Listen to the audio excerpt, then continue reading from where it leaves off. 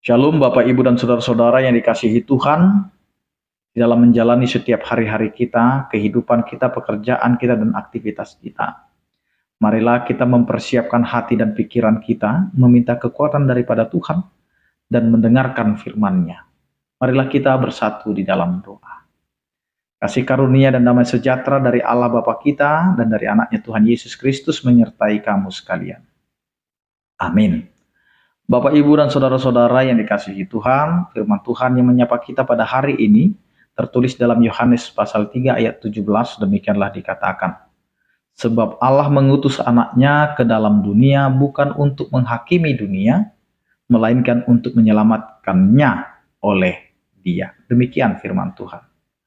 Bapak, Ibu, dan Saudara-saudara, di tengah kehidupan kita yang beriman kepada Tuhan, setelah kita melewati masa-masa di mana kita membekali setiap kehidupan kita untuk beriman kepada Tuhan, di mana kita sudah melalui masa-masa peringatan, yaitu di kelahiran Yesus Kristus, kematian Yesus Kristus, kebangkitan, dan sampai dengan kenaikan, maka disinilah 4 rangkaian yang tidak dapat terpisahkan, yang mengajarkan kita untuk melihat bahwa kedatangan Kristus ke dunia adalah untuk menyelamatkan dunia.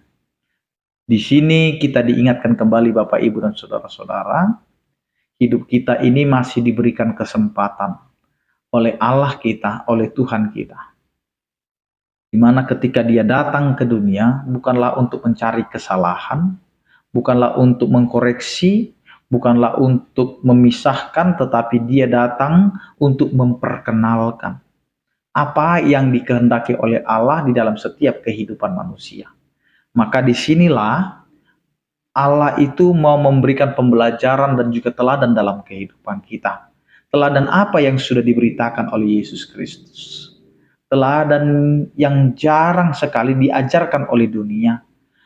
Ajaran yang jarang sekali dapat dari ajaran para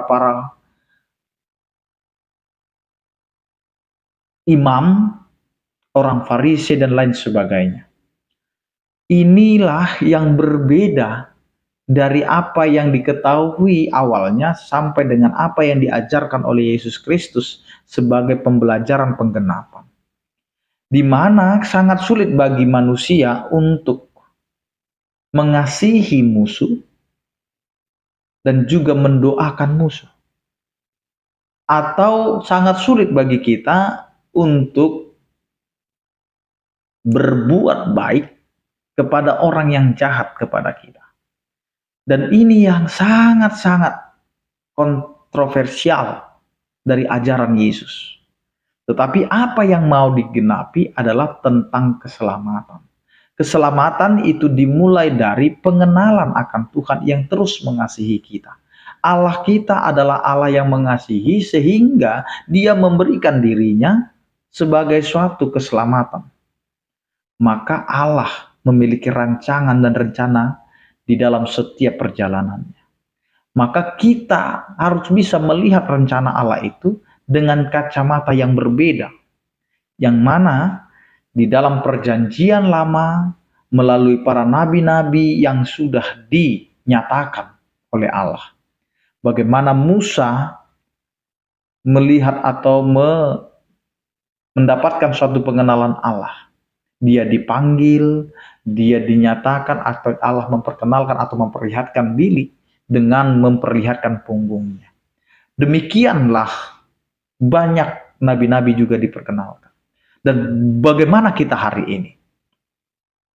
Supaya kita juga mengenal Allah. Bahwa keselamatan itu dinyatakan kepada kita supaya kita mengenal bahwa keselamatan itu bukan hanya untuk kelompok, untuk satu orang atau satu ciptaan, tidak, tetapi Allah mau mengatakan ini adalah keselamatan untuk dunia.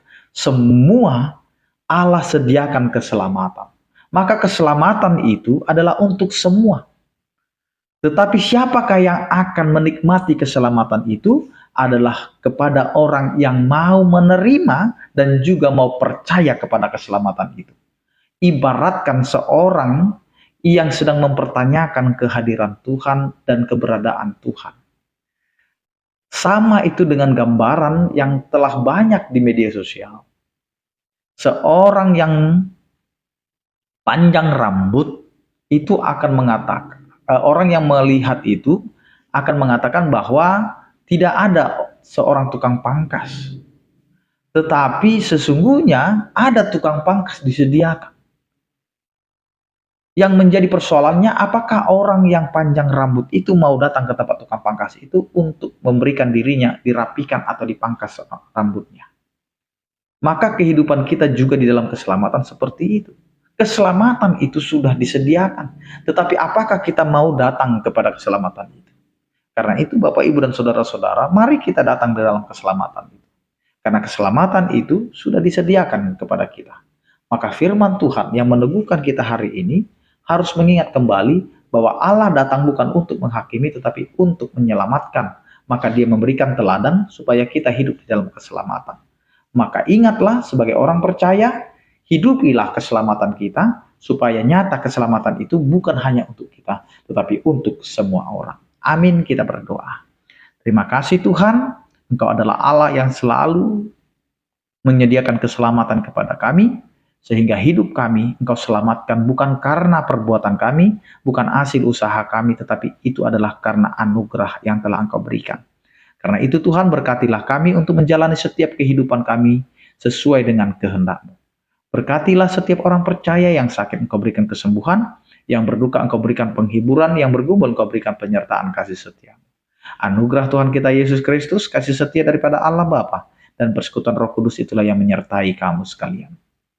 Amin. Selamat beraktivitas, tetap menjaga kesehatan, salam sehat dari kami, Tuhan Yesus memberkati. Horas.